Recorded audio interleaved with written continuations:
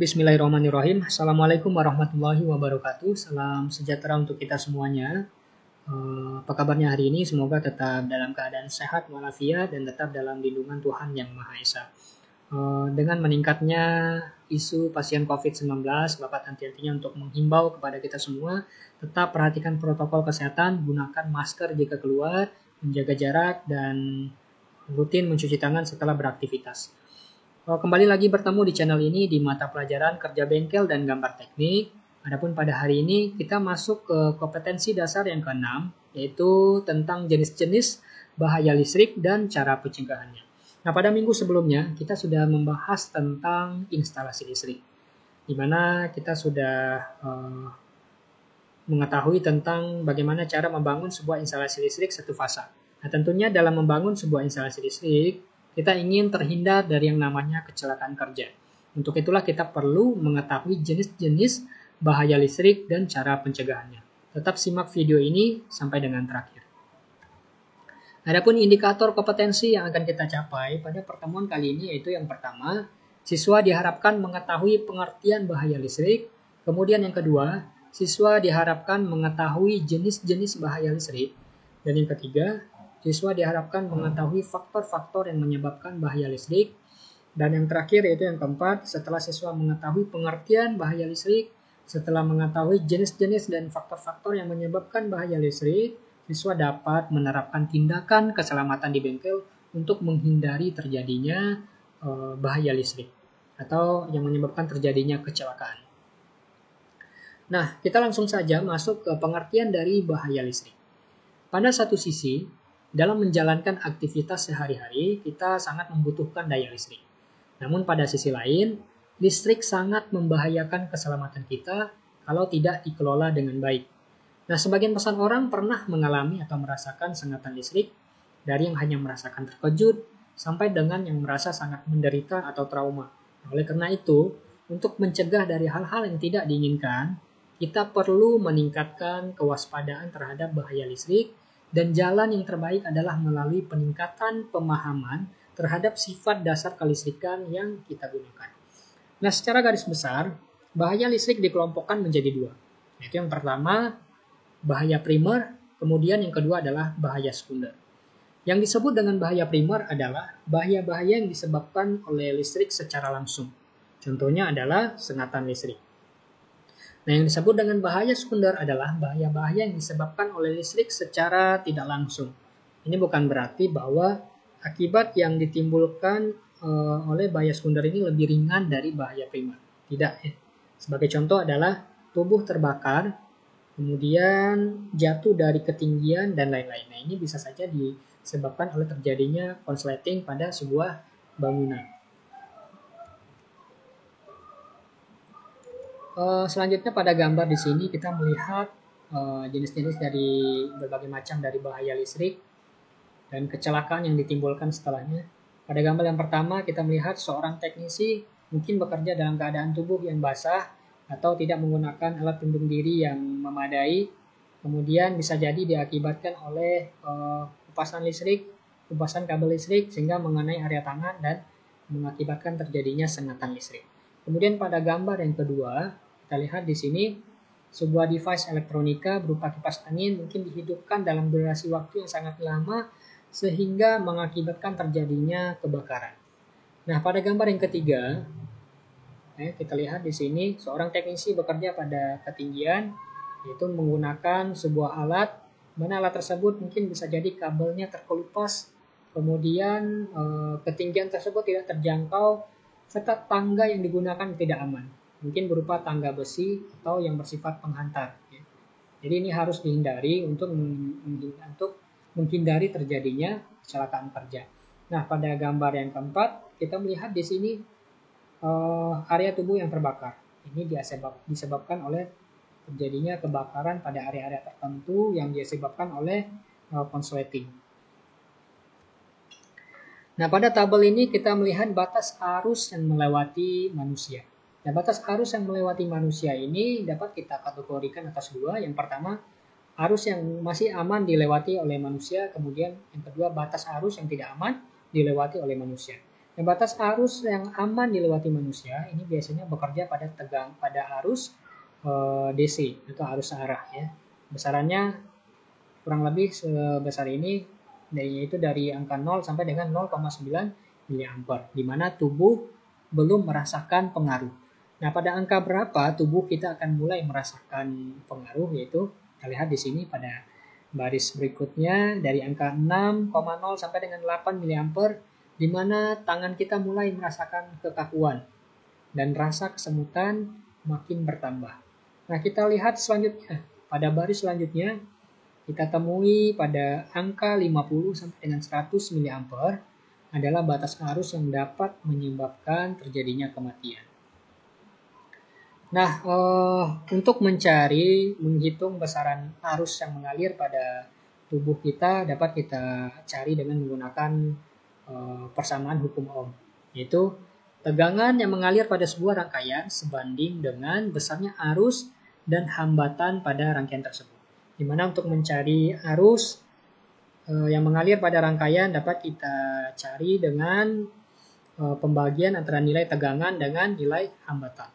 Nah, sekarang misalnya dari arus 220 volt AC yang mengalir pada tubuh kita, ya, di mana tubuh kita ini hanya mengandung 1000 ohm saja. Jadi apabila kita jumlahkan antara tahanan bagian kulit ya dengan tahanan yang ada pada organ dalam tubuh kita, maka tahanan maksimalnya adalah sebesar 1000 ohm. Ya. Jadi besaran arus yang mengalir pada tubuh kita jika tegangan yang masuk adalah 220 volt AC adalah sebesar 0,22 ampere. Atau jika kita konversikan menjadi miliampere, besarannya adalah 220 miliampere.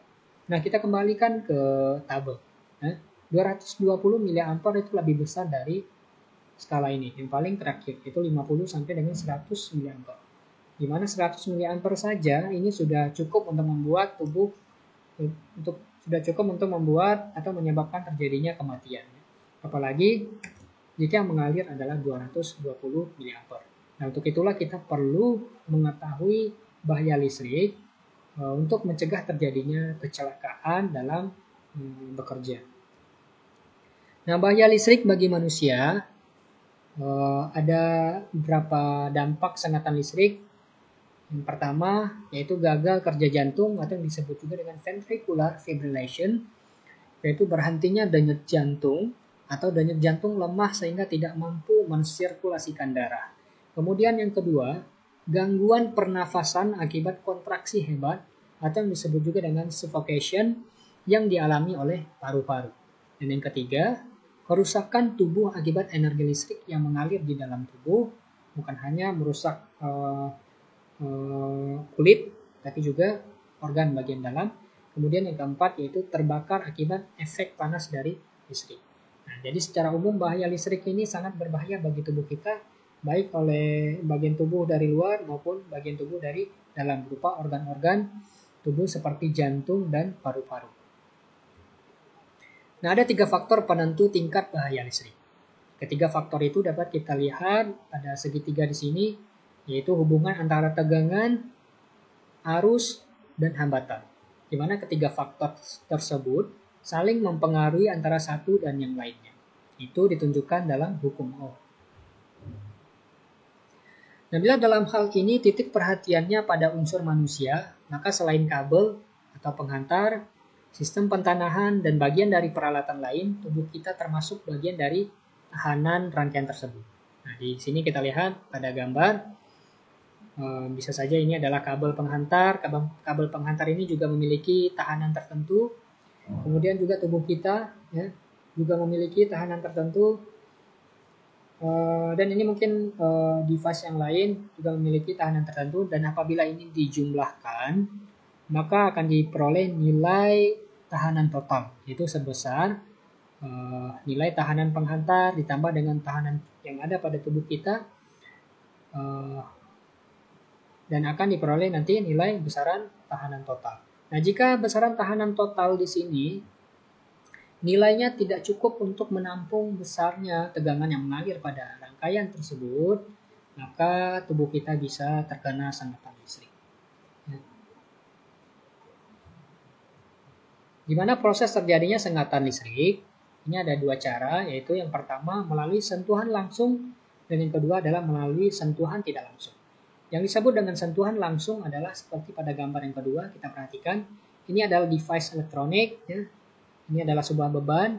Apabila arus mengalir dari fasa, di sini terjadi kebocoran yang mengenai area atau permukaan dari peralatan yang kita gunakan. Dan secara tidak langsung kita menyentuh area atau permukaan dari peralatan tersebut, maka kita bisa terkena sengatan listrik. Kemudian yang kedua adalah sentuhan tidak langsung. Nah, sentuhan tidak langsung ini adalah sentuhan, di sini kita lihat sebuah loop di mana arus mengalir dari sini menuju ke ground. Nah, mungkin di sini terjadi pengelupasan kabel. Kemudian secara tidak sengaja tangan kita atau area tubuh kita menyentuh bagian kabel tersebut, maka kita juga bisa terkena sengatan listrik. Nah, dari kedua gambar ini mana yang lebih berbahaya menurut kalian? Ya, pada gambar yang pertama kita melihat berapa ekor burung bertengger pada masing-masing kabel di sini. Ya. Nah, di sini adalah mungkin kabel fasa atau di sini mungkin kabel netral ya. Kenapa burung-burung di sini tidak terkena sengatan listrik? Karena mereka hanya bertengger pada satu kabel saja. Kita mengetahui sifat dasar dari sebuah arus listrik mengalir pada sebuah satu loop, yaitu dari tegangan positif ke tegangan negatif. Ya.